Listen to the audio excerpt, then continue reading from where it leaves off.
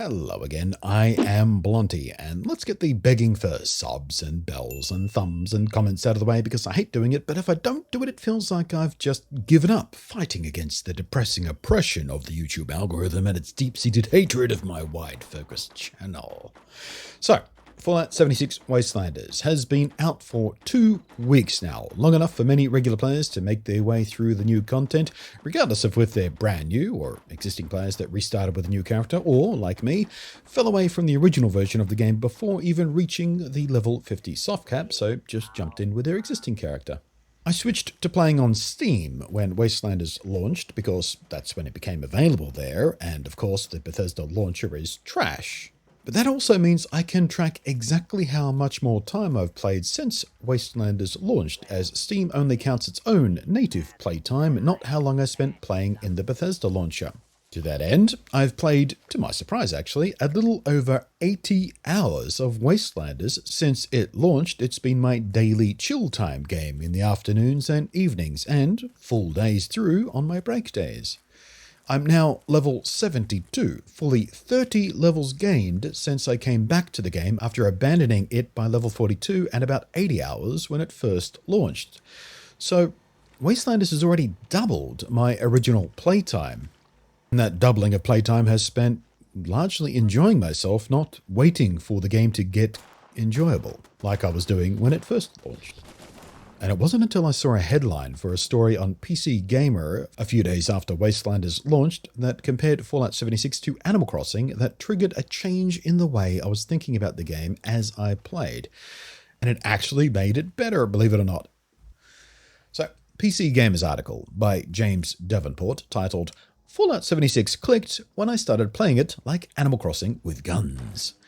And as stupid and, frankly, SEO optimized and baity as that headline sounds, he's actually right from a certain point of view.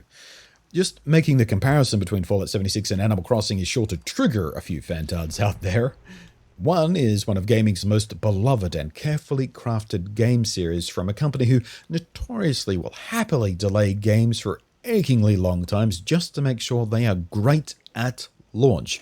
A game whose execution, charm, and absolute commitment to wholesomeness and joy is nearly unmatched compared to Bethesda, who are basically the exact polar opposite of Nintendo. They're happy to shove broken, half-finished crap out the door. They will happily flat out lie to their customers about anything from collector's edition bags to the in-game shops being only cosmetics. Bethesda, whose games are notorious for being broken, buggy messes compared to Nintendo, is just an obnoxious comparison to make in the first place. And Fallout 76, one of gaming's most beleaguered and spited game launches versus Animal Crossing New Horizons, one of gaming's most celebrated recent game launches. Everybody loved this thing. It is breaking sales records all across the globe. You can't find anyone who has anything bad to say about this game. Everybody loves it. But once where I found certain aspects of Fallout 76 super grindy and tedious and boring and slow from a Fallout perspective, once I moved my frame of reference from Fallout, or even just generic survival RPG for that matter, to Animal Crossing but with guns, it genuinely became more fun. Just that shift in mindset alone made the game better. The active maintenance on my gear, armor, and weapons always need fixing, and my camp always needs repairs, all of which require endless supplies of slowly collected and deconstructed junk items and materials you have to pick up from around the world, springs and metals and rubber and adhesive and all that kind of stuff. The supply of food and water and healing items and wood, which is required to burn it to cook it all up in the first place, which too must be collected and crafted at a near constant and never-ending cycle. I start every game session I do with farming up a bunch of corn and collecting a bunch of water, or boiling up the water, making a bunch of corn soup. That whole process takes like half an hour just before I can actually start playing the game. The cycle of collecting or earning cap currency to buy that which cannot be collected or crafted in the first place, and intertwining all that with adventuring and exploration and combat, now with the added interest of actual living NPCs with characters and stories of their own and dialogue choices that actually mean something. It is still slow and grindy, but thinking about it from an Animal Crossing frame of reference makes it less boring. Instead of finding it tedious, I can and have been finding it as a low-focus, nearly meditative rhythm and genuine fun. You just sort of sink into it. It, like Animal Crossing, even has built-in caps and limits on how much you can do of a certain thing in any one real-time day, forcing you to vary your activities and approaches in any one play session. You can't do nothing but spend your time earning caps because there's a limit on how many caps all the vendors have during any one real-time day. The same is true for farming legendary weapons. There's only so many of those you can trade in any one day because there's a limit there as well. And Animal Crossing itself isn't all that interesting objectively when you try explaining what you do in an average game session to a non-gamer, or even a gamer who hasn't played this game before, or games like it. It sounds boring as hell.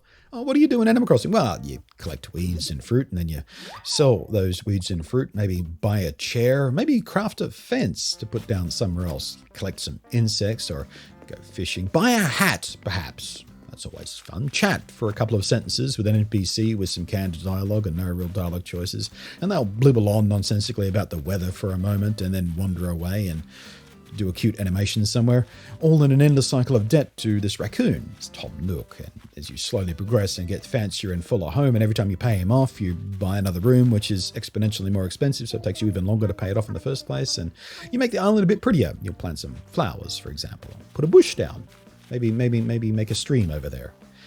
But Animal Crossing has a stunningly, expertly crafted and wholesome charm that you can just sink into for endless hours of near-mindless, gentle, low heartbeat fun, and it's something you can't really explain properly. Fallout 76 and its clumsy but workable combat and frequent world hazards, both living and environmental, is much less relaxing and passive than Animal Crossing, but it can be somewhat similarly mindlessly relaxing if you play it in a certain style. The building system is barely better than the atrociously buggy and finicky and frustrating system in Fallout 4 it is inherited from, but I still enjoy making a camp of my own.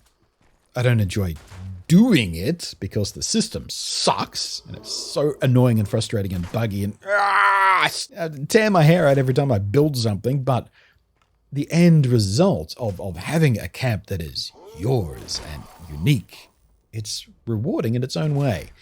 The NPCs have far less inherent charm than even the dullest of Animal Crossing's villagers, but I still have been enjoying their tales and their quirks, and going through the companion stories and all that sort of stuff has been fun.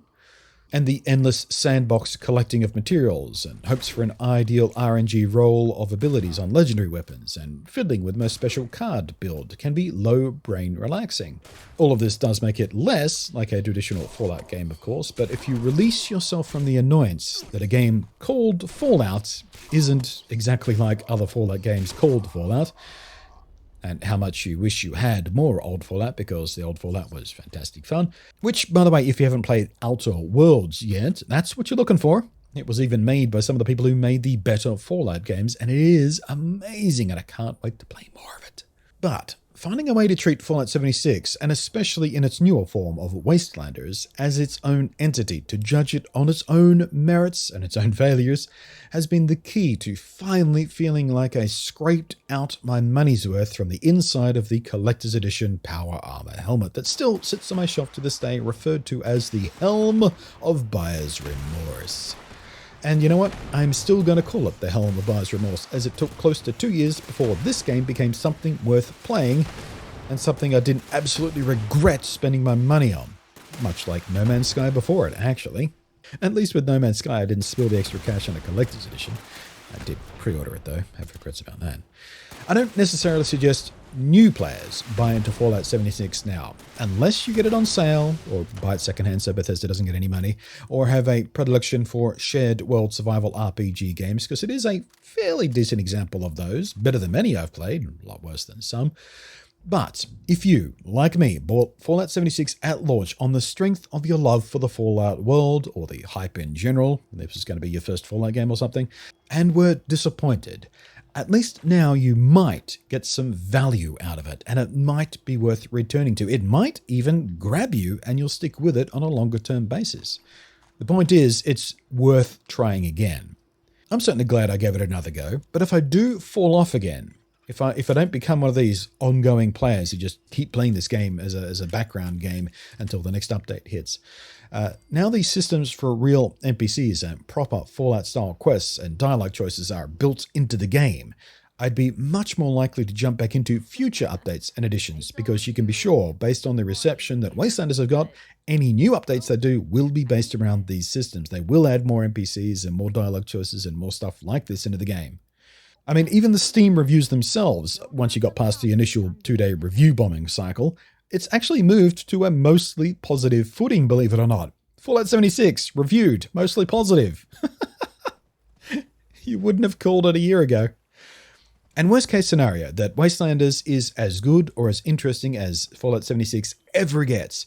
I did in fact get at least 80 more hours out of it. And unlike my first 80 hours, I spent them mostly enjoying myself instead of merely hanging in there because it felt like the game could be good. I think my phrase at the time when I was first playing Fallout 76 was something like, the bones of a good game are here. They just need to patch a little bit to build on it. And that's what they've finally done with Wastelanders.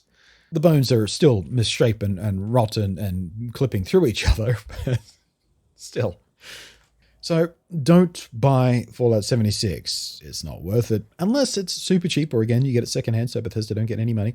But if you did buy it in the past, you may as well give it another go. There is some good stuff here. Is it good enough to keep you? Is it good enough to make you happy? I don't know. Only you can make that judgment. All I know is I got 80 hours of, mostly fun out of it. And I'm not quite done with it yet. Would not have called that. Thanks for watching. I am Blunty, and we'll catch you next time.